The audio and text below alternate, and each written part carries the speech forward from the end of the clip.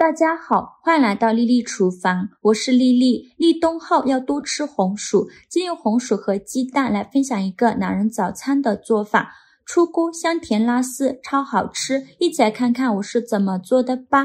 首先我们准备一根红薯和4个鸡蛋，我们先把鸡蛋放一旁备用。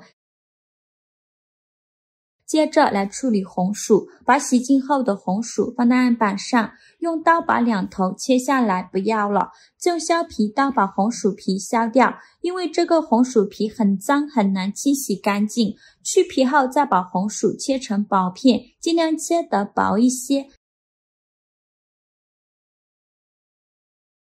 再切成细丝，也是切得越细越好。如果想偷懒的朋友，可以直接用擦丝器擦成细丝。切好之后放入大碗中，先放一旁备用。接着准备半根去皮的胡萝卜，先给它切成薄片，尽量切得薄一些。再切成细丝，也是切得越细越好。就再切成胡萝卜丁，切好后用刀剁一剁，给它剁得碎一些。剁好后放入盘中，再准备一个红椒，把红椒蒂切下来不要了，再把红椒对半切开，把红椒籽去掉，这样吃的时候就不会觉得辣了。再把红椒切成细丝，最后再切成红椒丁。切好后放大碗中。再准备一个青椒，把青椒蒂切下来不要了，再把青椒对半切开，把青椒籽去掉，这样吃的时候也不会觉得辣。再把青椒切成细丝，就再切成青椒丁。切好后放入大碗中。再准备一个洋葱，先给它对半切开，再取半个洋葱，先给它切成细丝，也是切得越细越好。最后再切成洋葱丁，也是切得越碎越好。切好之后放入大碗中。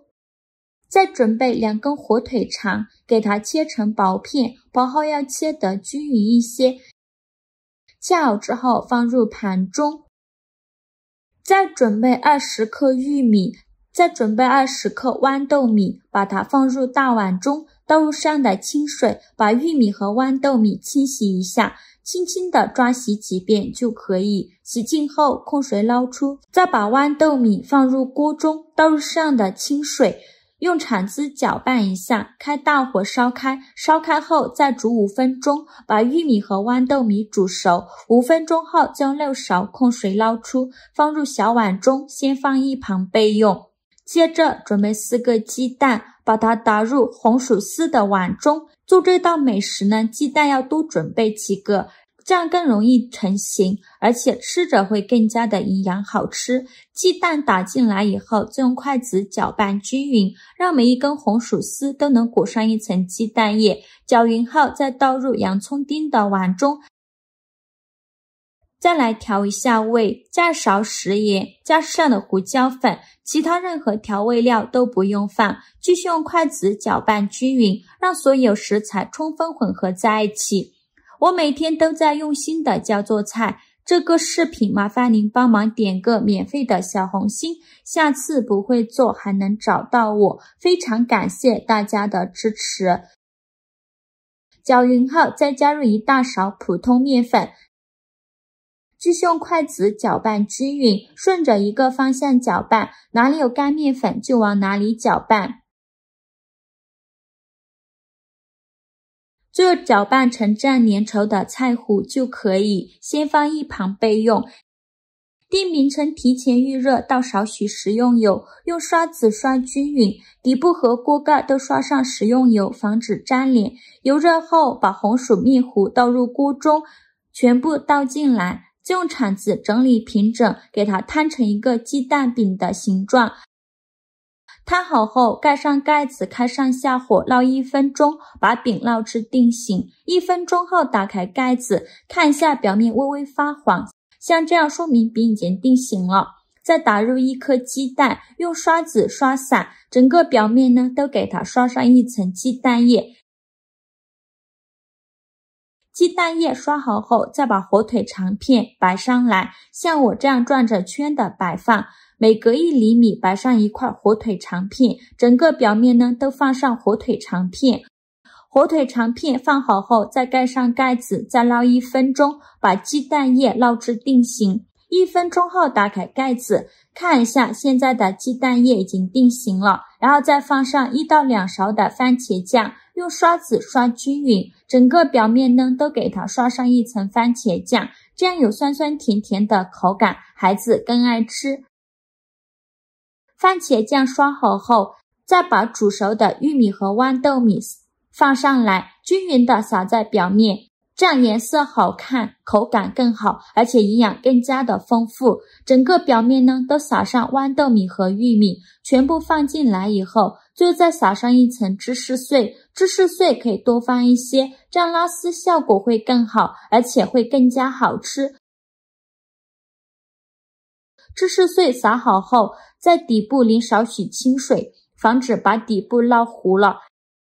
再盖上盖子，开下火焖5分钟，把芝士碎焖至融化。时间到，我们打开盖子看看，哇，好香啊！一股芝士的奶香味扑鼻而来。看一下，芝士碎已经融化了，像这样说明就可以出锅了。再利用一个大一点的盘子帮助它出锅。为了方便食用，我们给它切成小块，我这里给它切成了3角块。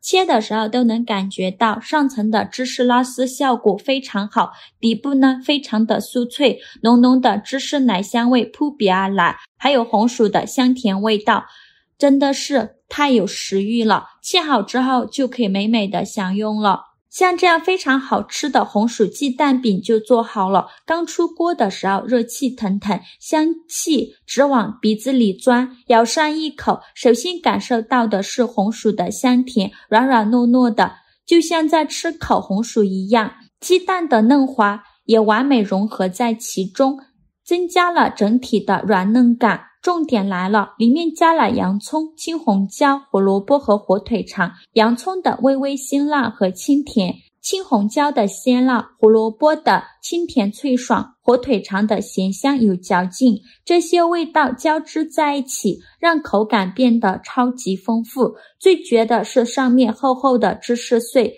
还搭配了玉米和豌豆米，芝士在嘴里可以拉出长长的丝，浓郁醇厚的奶香和咸香充斥着口腔，玉米和豌豆米又带来了清甜和清爽的口感，每一口都有满满的惊喜，太好吃了。这样做的鸡蛋饼用来当早餐真的很不错，几分钟就可以出锅。关键是连挑食的孩子都非常喜欢吃，喜欢的朋友就赶快收藏起来试试吧。好了，今天视频就分享到这里了。这个视频麻烦您帮忙点个免费的小红心，下次不会做还能找到我。非常感谢大家的支持，我们下个视频见，拜拜。